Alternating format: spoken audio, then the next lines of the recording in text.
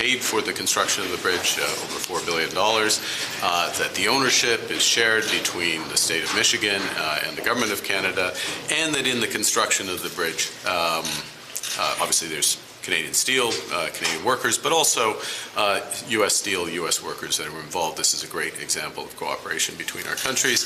Look forward to it opening. And what is particularly important, of course, is the commerce and the tourism and the voyages of Canadians and Americans that will go across that bridge. So now this new... Good evening, everyone, and welcome to Newscope Daily TV, your independent, rigorous, and committed news channel. Here, we analyze facts with precision, we give experts a voice, and we offer you a clear understanding of the issues shaping our world. Today, we return to a controversy that is shaking relations between Canada and the United States, a public statement by USS. President Donald Trump has triggered a wave of political, media, and diplomatic reactions. According to him, Canada should fully compensate the United States for the Gordie Howe International Bridge, a project that was, in reality, funded entirely by Canada itself. We will break down this issue, examine the facts, analyze the reactions, and place this controversy in a broader context. Stay with us until the end, and if you appreciate this in-depth analysis, don't forget to subscribe, like, and share this video to support independent journalism. The starting point, Donald Trump's statement. It all began with a public remark by President Donald Trump, claiming that Canada should reimburse the United States for the construction of the Gordie Howe Bridge. A statement that immediately surprised and even shocked many observers because the facts are clear. Canada financed the entire project at a cost exceeding $4 billion. The Gordie Howe Bridge, let's recall, is a strategic piece of infrastructure linking Windsor, Ontario, to Detroit, Michigan. It is a binational project, but the funding was covered by the Canadian government in order to improve commercial flow between the two countries. The U.S. President's comments were therefore perceived as a major distortion of reality. Mark Carney's intervention in response to the statement. Former governor of the Bank of Canada and the Bank of England, Mark Carney, publicly stepped in to set the record straight. Carney explained that he personally called President Trump to clarify the situation. According to him, he emphasized three essential points. Why Canada paid more than $4 billion for the construction of the bridge. Ownership is shared with the state of Michigan, reflecting the binational nature of the project. Canadian and American workers both contributed to the construction, strengthening economic cooperation between the two countries. Carney stressed the importance of basing public debate on verifiable facts, especially when it involves major infrastructure and international relations. Trump's confusing social media message. The controversy intensified when Donald Trump published a long message on social media. A message described by several analysts as confusing, disorganized, and containing a series of grievances unrelated to the Gordie Howe Bridge.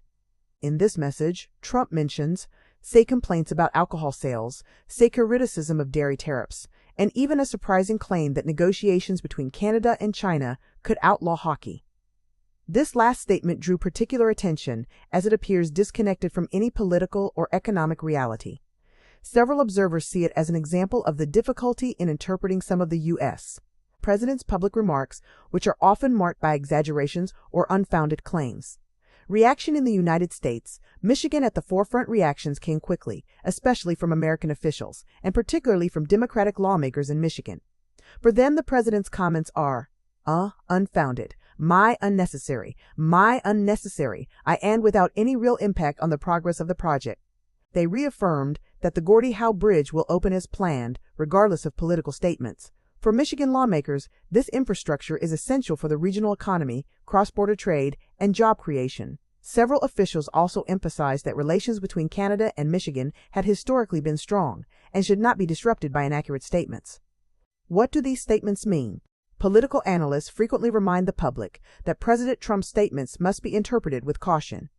Several experts note that his public messages often contain inaccuracies. They frequently mix unrelated topics. They may be driven by domestic political considerations rather than facts. In this context, the controversy surrounding the Gordie Howe Bridge seems to stem more from political rhetoric than from an actual diplomatic dispute. However, these statements raise an important question.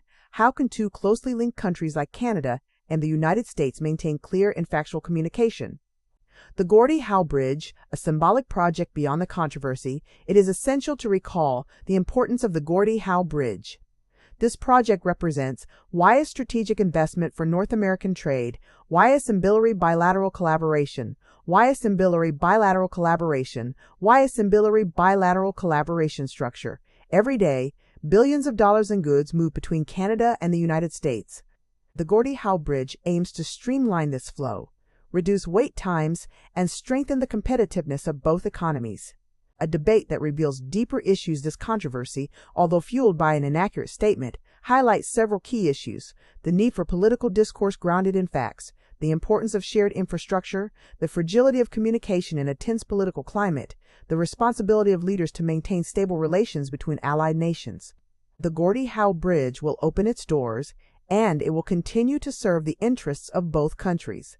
But this episode is a reminder that words carry weight, especially when they come from the highest political office. Thank you for following this in-depth analysis on Newscope Daily TV. If you appreciate this work of investigation, explanation, and contextualization, I invite you to subscribe, like this video, and share it around you. Your support is essential to allow this channel to continue producing independent, rigorous, and accessible journalism. Stay informed, stay curious, and see you soon for another edition of News, Scope Daily TV.